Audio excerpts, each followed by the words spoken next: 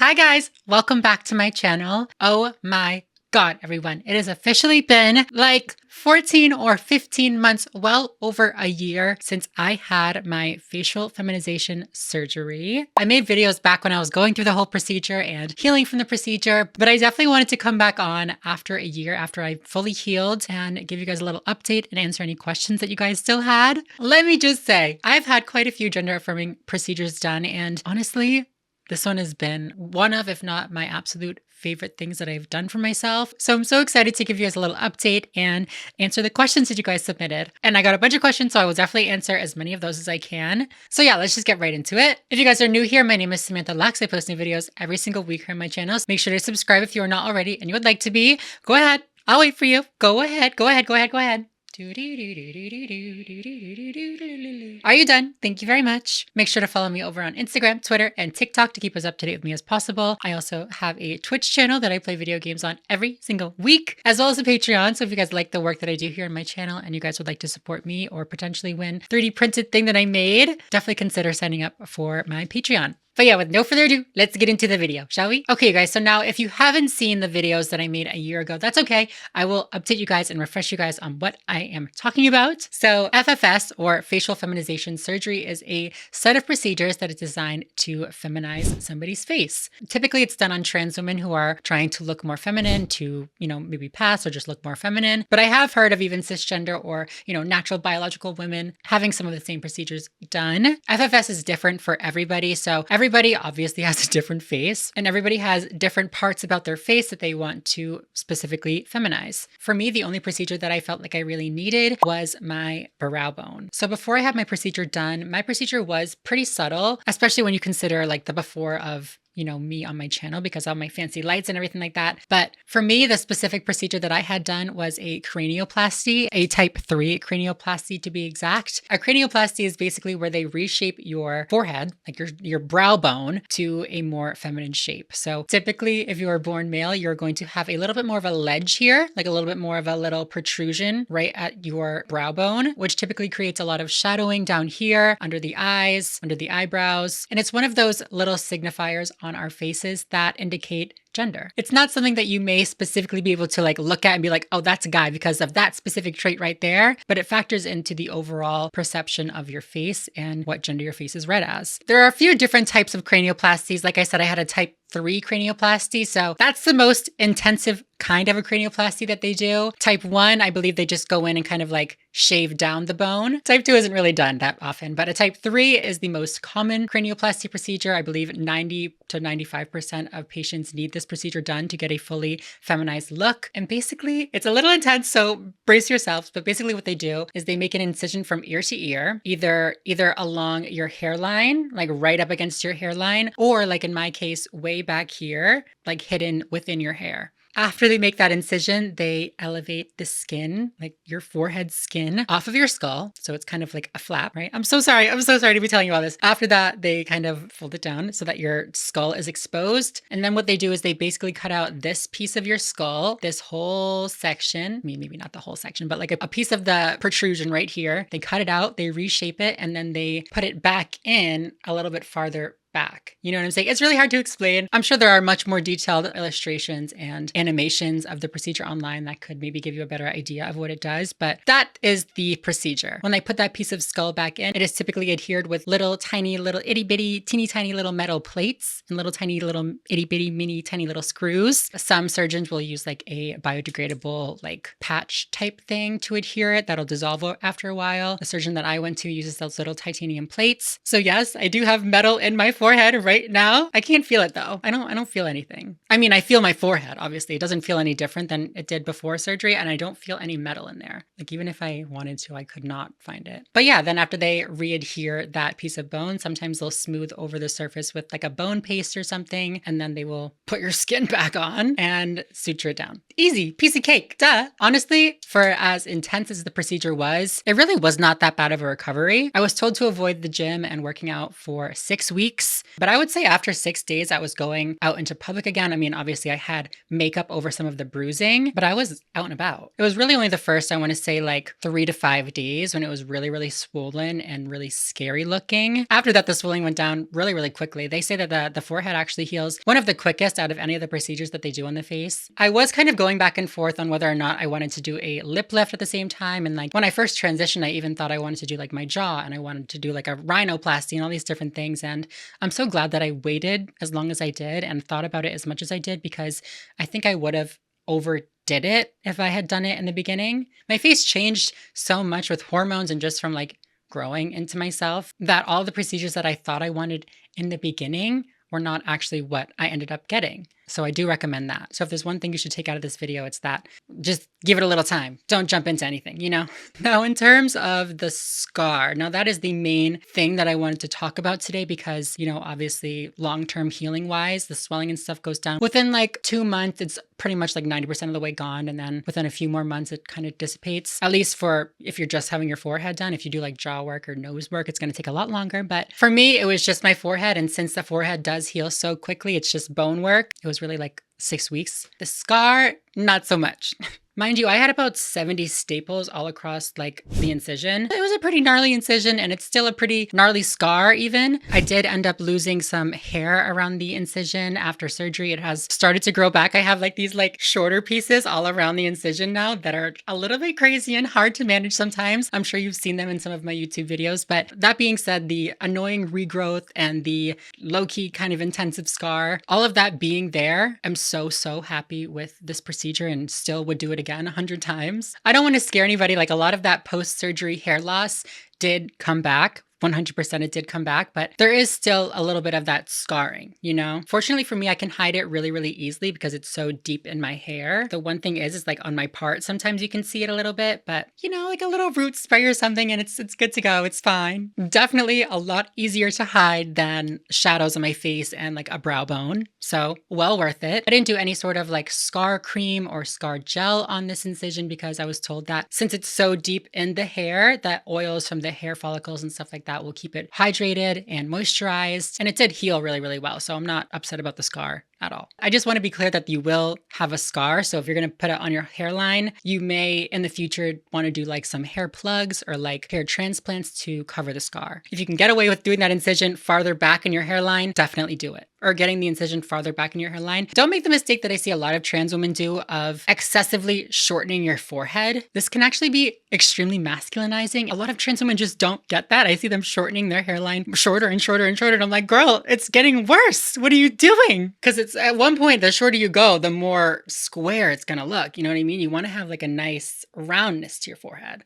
I don't know. Anyways, that's just my opinion. What else do I want to talk about? Pain. Let's talk about the pain. Now, like I said, I've had bottom surgery. I've had top surgery. I've had my Adam's apple removed. I've gone through a lot of different procedures. I've gone through a lot of pain. And so for me, this one really was not bad. I will say I did stay overnight in the hospital that first night and they had like a little morphine button or like I could ask for like morphine or something. I did end up needing it that first night. But after that first night, it was pretty well controlled with the painkillers. I think I stopped taking the painkillers maybe 7 days after. I'm kind of a baby when it comes to pain though. So, you know. Yeah, you guys, this is what my forehead is looking like. Obviously, I have the wig on right now, but you can see my natural hairline is still right there. I didn't get my hairline done, so there's not any difference with that. This is what we're looking like. I think it looks so good. I am so happy with it. Dr. Vartan Martirosyan did my procedure. He's in Virginia. He is amazing. I would highly, highly, highly recommend him for forehead work and honestly, probably for any other FFS work. I just didn't have it done there, so I don't want to make recommendations, you know? But yeah, I want to answer some of you guys' questions. So let's hop over onto my Instagram. If you guys are not following me on Instagram, go follow me on Instagram. What are you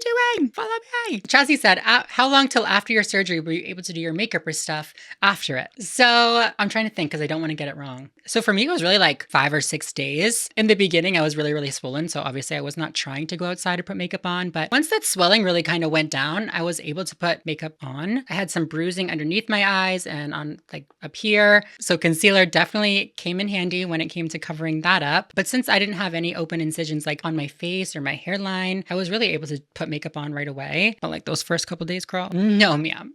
Hey, I'm searching for a good surgeon for my FFS too. Do you think you'd recommend yours? Yes. Dr. Martirosyan in Virginia. go tell him I said hi. Do metal detectors go off because of the metal? I don't know if that's dumb. Oh my God, that's not dumb at all. I thought the same thing. I was like, wait, am I gonna like have to like tell them at like the airport? Are they gonna see that I have a plate in my face or something? No, nobody will know. X-rays don't pick it up. I can do like an MRI. Metal detectors don't pick it up. You know what I mean? You're good to go. How do you find a good surgeon? That is a great question. I did say that I was going to make a video on how to find a good surgeon, not even just for FFS, but for a few different gender affirming procedures. I am still making that video, so don't worry. I would say for this one specifically, join Facebook groups. That these supportive trans Facebook groups, specifically the ones for FFS and for bottom surgery, are so underappreciated. I love them. They're so great. That's how I found my surgeon, was joining this group and reading the reviews that cannot get taken down by the surgeon, reviews that cannot be paid to be taken down by the surgeon. You know what I mean? Real life, actual examples from other trans people, good and bad, you know? Yes, go into those Facebook groups, read the recommendations for surgeons, but also if you're going to a surgeon and you've already maybe made up your mind, or you think you've made up your mind, join these groups and ask them what they think about these surgeons. I thought I had my mind made up to who I wanted to go to, and then I asked this group about that surgeon. They warned me really quick not to go to that surgeon. So join these little Facebook groups, girly. Do you miss the swelling? When I got my FFS, my face had more volume and at first, and now it's hollow and flat. Oh, I mean, no, because my forehead was swollen and it kind of just looked like my forehead was like, didn't have as much work done on it. You know what I mean? Like kind of just like filled out my brow bone again because it was so swollen. So no, I definitely don't miss that swelling, but I understand what you're saying. Like if I was maybe swollen down here more, that would be cute. For me, it was my forehead and like my jowls that got swollen. So it was just so not cute. Does it feel any different? Like if something touches it, are there any sensation differences? So that's a great question. No. Yes and no.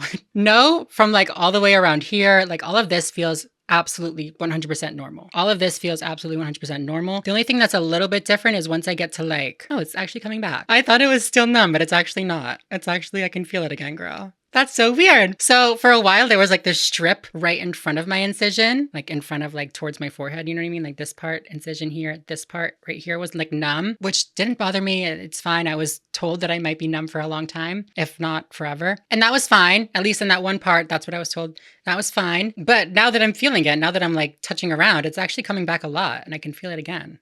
I guess no. I guess I don't have any sensation differences. I did for a little while, but not anymore. Is there anything you'd change about it if you magically could in a second? No, I don't think there is. Honestly, no. I'm like looking at myself and my reflection. I'm like, it looks kind of good. No, I really don't think so. And that's so like nice to say, you know what I mean? Like my dysphoria about my face is just gone.